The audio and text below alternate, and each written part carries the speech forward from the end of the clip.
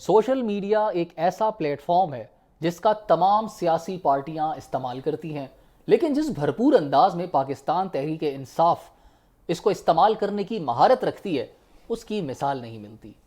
لیکن 4 اور 5 اکتوبر کے بعد یہی سوشل میڈیا، انہی کو چاہنے والے، انہی کی خاطر پوسٹس کرنے والے ان کے خلاف بول رہے ہیں، ان کے اوپر میمز بنا رہے ہیں، اور اس کی وجہ علی امین گنڈاپور اور اس کے علاوہ پی ٹی آئی کی باقی کی تقریباً تمام تر جو قیادت ہے وہ ہے کہ انہوں نے 4 اور 5 اکتوبر کو اپنے لوگوں کو، اپنے ورکرز کو اکیلا چھوڑ دیا اور خود پیٹھ دکھا دی۔ آخر اس دن یہ سب کہاں تھے؟ آج ڈائیلاگ ود محسن میں یہ جاننے کی کوشش کریں گے۔ محسن رضا صاحب میرے ساتھ موجود ہیں۔ السلام علیکم۔ وعلیکم السلام۔ سر، یہ 4-5 اکتوبر کو پی ٹی آئی قیادت کو کیا ہو گیا تھا؟ کہاں چلے گئے تھے سر؟ وہ تو پتہ نہیں کدھر چلے گئے، شاید ماموں کے گھر گئے ہوں گے، لیکن اس پہ شاعر نے بڑا خوب، استاد نے ایک شعر کہا ہوا ہے کہ آپ نے کہا کہ سوشل میڈیا جو ہے وہ تمام پولیٹیکل پارٹیز بلکہ گروپس جتنے بھی ہیں اس کا بھرپور استعمال کرتے ہیں، لیکن تحریک انصاف نے جس طرح سے اس کا استعمال کیا اور اس کا فائدہ انہوں نے اٹھایا، پہلی مرتبہ ہے کہ اس سوشل میڈیا کا جو نیگیٹو ٹیسٹ ہوتا ہے نا وہ ان کو بھی آئے گا، یعنی وہ حرارت یا وہ گرمی جو ان کے سوشل میڈیا کے ہاتھوں باقی پولیٹیکل پارٹیز برداشت کرتی رہیں، وہ بھی اب محسوس کریں گے، رخ ان کی طرف آیا ہے۔ تو میں نے کہا ایک استاد کا شعر آپ کو سنا دیتا ہوں کہ الجھا ہے پاؤں یار کا زلف دراز میں، لو آپ اپنے دام میں صیاد آ گیا۔ انہوں نے سوشل میڈیا کا اگر یہ ایک بلا ہے نا تو اس کو انہوں نے اپنے مخالفین پہ چھوڑا تھا، اب سوشل میڈیا کا استعمال ان کے خود اپنے خلاف ہونا شروع ہو گیا ہے۔ تو بینیفٹس بھی ہوتے ہیں اور ڈس ایڈوانٹیجز بھی ہوتے ہیں، اب ان کو پتہ چلے گا۔ سوشل میڈیا پورا سچ نہیں بولتا لیکن پورا جھوٹ بھی نہیں بولتا، کوشش یہی ہوتی ہے جن کو وہ سپورٹ کرتے ہیں وہ ان کے بارے میں اب کیا رائے ڈیولپ کر رہے ہیں۔ لیکن سر دس از الارمنگ کہ جو لوگ ان کو سپورٹ کرنے والے تھے آج وہی ان کے خلاف۔ دیکھیں میں اسی کی طرف آ رہا تھا کہ جو لیڈرشپ ہے تحریک انصاف کی، اس کا ٹیسٹ تھا جس دن کے لیے ان لوگوں کو تحریک انصاف نے پال پوس کے جوان کیا تھا، مطلب محاورتاً بات کر رہا ہوں، جن لوگوں کو انہوں نے ٹکٹس دیے، پارلیمنٹ میں پہنچایا، جن کو ایک شناخت دی، وہی لوگ یعنی جن پہ تکیہ تھا وہی پتے ہوا دینے لگے والی بات ہوئی نا، کہ ایک ٹیسٹ تھا، اس میں کوئی بھی آپ کو لیڈرشپ جو ہے وہ نظر نہیں آتی۔ اب وہ کیا مقرریاں ہیں، اب ایک اور سٹیٹمنٹ سامنے آ رہی ہے چیئرمین پی ٹی آئی کی اور آج ہی کی، کہ جس میں انہوں نے کہا کہ جی ہم نے اپنے تمام پارلیمنٹیرینز جو ہیں ان کو انہوں نے پابند کر دیا ہے کہ آپ نے کسی بھی پبلک میٹنگ میں نہیں جانا، احتجاج میں نہیں جانا، اس کی ریزنز وہ جانتے ہیں، لیکن میرا خیال ہے کہ انہوں نے کور کرنے کی کوشش کیا 4 اور 5 اکتوبر کو جو ان کی لیڈرشپ کسی جگہ پہ نظر نہیں آئی کہ ہماری ہماری یعنی تحریک انصاف کی پارٹی پالیسی تھی کہ ہم نے اس قسم کے معاملات سے دور رہنا ہے۔ یہ بتائیے مجھے، کوئی بھی ان سے یہ جا کے، کوئی بچہ بھی ان سے جا کے یہ پوچھ سکتا ہے، تو پھر یہ اتنے بکرے ان کو جوان کرنے لوگوں کو روک لیتے کہ ابھی نہیں، مطلب جس دن تو ان لوگوں کو کس دن کے لیے آپ نے تیار کیا ہوا ہے، جو آپ نے کینن فاڈر بنا دیے، یعنی آپ نے جن کو چھوڑ دیا دشمن کے رحم و کرم پہ میدان جنگ میں، تو یہ ان لوگوں کی کیا ذمہ داری بنتی ہے؟ یعنی پنجابی جی کہتے ہیں کہ کھان پین نو بھاگ بھری تے توڑ بناؤ نو جمعہ، یعنی آپ نے جتنے مراد تھیں تحریک انصاف کے نام پہ وہ آپ نے وصول کر لی ہیں۔ جب جوتے پڑنے کا وقت آیا ہے، ڈنڈے کھانے کا وقت آیا ہے، تو آپ نے اپنے ووٹرز کو اور اپنے سپورٹرز جو ہیں ان کو بیار و مددگار جو ہے وہ انہوں نے آپ نے میدان جنگ میں تنہا ان کو چھوڑ دیا۔ کس بات کا خوف تھا سر ان کو؟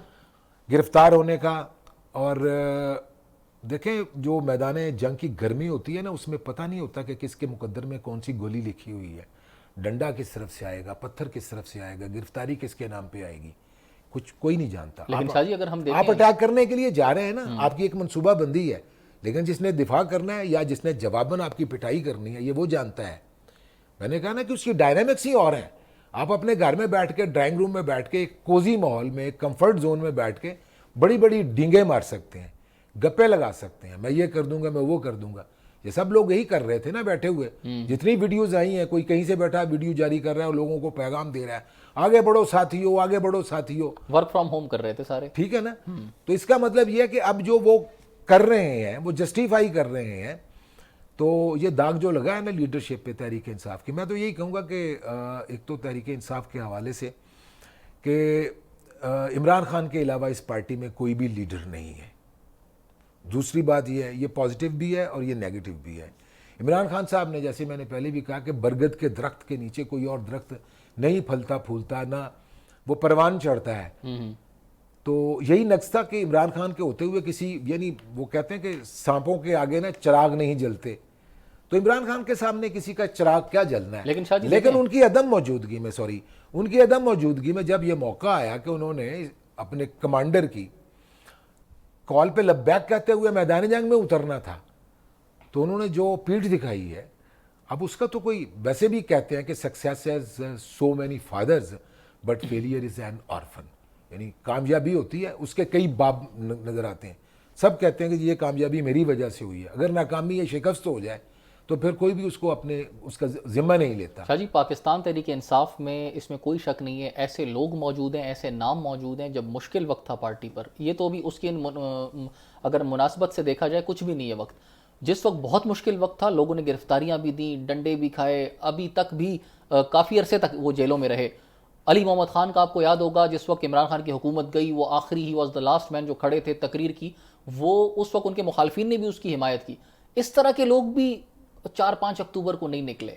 ان کو کس بات کا خوف تھا؟ ایک چیز ہے نا کہ آپ کو گرفتاری آپ بھگت چکے ہیں اور بڑے دھڑلے کے ساتھ آپ اپنے موقف سے پیچھے نہیں ہٹے، پھر ایسا کیا ہو گیا کہ آپ اس موقع پر نہیں میں نے جواب دینے کی کوشش کی ہے، یہ پورا جواب نہیں ہو سکتا ہے کہ اس میں کوئی کمی رہ گئی ہو، لیکن یہ بڑا پرسنل ہے جو آپ چیز پوچھ رہے ہیں. علی محمد خان جیسے ایک مطلب اسد کیسر ہیں اور بہت سارے لوگ ہیں، یہ تو ڈائریکٹ ان سے پوچھنا چاہیے. جو پہلی بات تو اس وقت، ہاں یہ تو ان سے ڈائریکٹ پوچھنے والی بات ہے، وہ کیا عذر دیتے ہیں. لیکن کلیکٹیولی سب نے ایک ہی طرح کا فیصلہ کیا.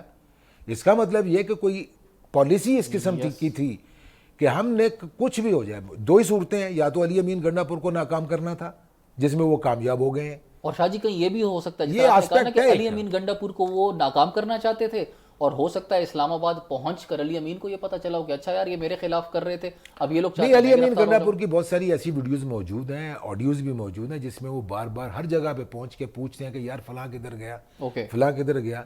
دیکھیں وہ اگر وہ اپنے کے پی سے چلے ہیں اور پہنچ گئے ہیں ڈی چوک کسی نہ کسی طریقے سے، تو راستے میں انہوں نے یہ تو نہیں ہے نا کہ وہ 2 منٹ کے اندر انہوں نے یہ سارا سفر طے کر لیا ہے. یہ ایک طویل مرحلہ تھا. جگہ جگہ پہ انہوں نے پوچھا کہ یار اس علاقے کے لوگ، موٹر وے پر گزاری تھی، ٹھیک ہے نا، وہ پوچھتے رہے ہیں.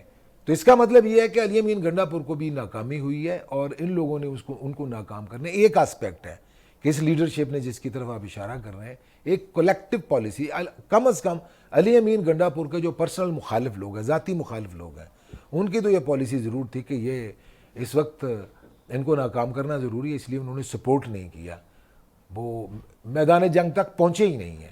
بہت سارے لوگ ایسے موجود ہیں جن کی سٹیٹمنٹس بھی موجود ہیں، ویڈیوز بھی موجود ہیں، جنہوں نے کہا کہ ہم یہیں تک آ سکتے تھے، ہمیں آگے جانے کا حکم نہیں ہے.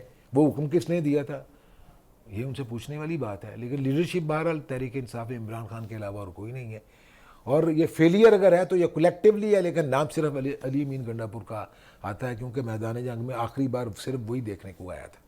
بہت شکریہ سر، وقت جو ہے وہ ختم ہو گیا ہے. ہو سکتا ہے کہ علی امین گنڈا پور کو نیچا دکھانے کے لیے باقیوں نے یہ پلاننگ کی ہو، لیکن یہ بات جاننا بہت ضروری ہے کہ علی امین کو ہرانے کے چکر میں انہوں نے پاکستان تحریک انصاف کو ہرا دیا. آپ اس بارے میں کیا رائے رکھتے ہیں؟ کامنٹ سیکشن میں ضرور بتائیے گا. اللہ حافظ.